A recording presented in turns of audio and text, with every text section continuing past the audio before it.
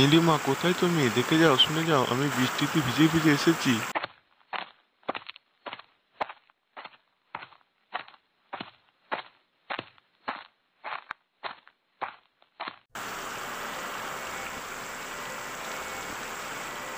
আরে ছাতার মাথা, তুমি আবার এখানে হাজির হলে কেন? আর কোথাও যাওয়ার জায়গা ছিল না? এইরকম করে বলছেন কেন আমাকে? আমি তো এই বাড়ির জামাই। এই বাড়ির জামাই হওয়ার দায়িত্ব তুমি যে কতটা পালন করেছো সেটা তো দেখতেই পাচ্ছি।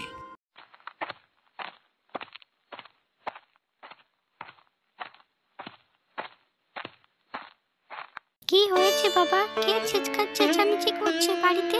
দেখ, তোর অকাল কুষ্মাণ্ড বর এসে হাজির হয়েছে বাড়িতে। নিশ্চয়ই শহরে নিজের পেটে রোজগার করতে পারেনি, তাই বৃষ্টিতে ভিজে ভিজে ভিখারির মতো হাজির হয়েছে এখানে। তুমিও আমাকে এভাবে অপমান করলে নীলিমা? তুমি তো আমাকে ভালোবেসে বিয়ে করেছিলে, তাই না? ভালোবাসা যেন গলে পালিয়ে গেছে, ভালোবাসা জানলা দিয়ে গলে পালিয়ে গেছে। যার খাওয়ানোর মুরত নেই তার কাছে ভালোবাসা মানায় না। আমাকে অন্তত বাড়ির ভেতরে আসতে দাও নীলিমা। ঠিক আছে, এখনকার মতো এসে যাও, তবে যত তাড়াতাড়ি বিদায় নেবে ততই মঙ্গল।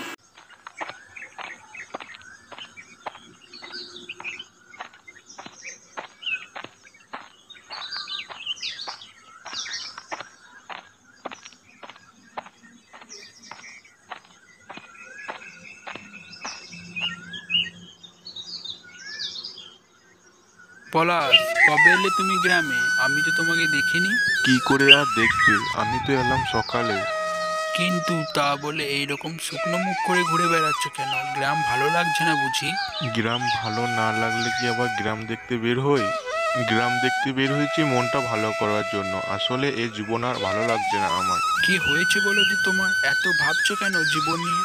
ভাবতে হচ্ছে, যে মানুষটা আমার সব জেনে আমার হাত ধরেছিল, আজকে আমার সামান্য ব্যর্থতায় সেই মানুষটাই আমাকে সব থেকে অপমান করছে। কেন, সংসার ঠিক করে চলছে না?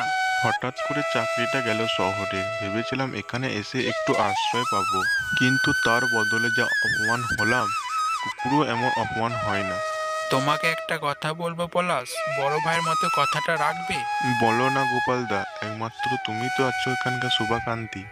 নিজেকে প্রতিষ্ঠিত করো, তখন কারো অপমান তোমার গায়ে লাগবে না, বুঝলে? সেটাই তো চেষ্টা করছি, কিন্তু কোথাও কোনো থই পাচ্ছি না। আরে তুমি ভেবে দেখো, সব থেকে কোন কাজটা ভালো পারো। যে কাজটা তুমি সব থেকে ভালো পারো সেই কাজটা লজ্জা শরমে মাথা খেয়ে করতে শুরু করো। একদিন দেখবে প্রতিষ্ঠিত হবেই।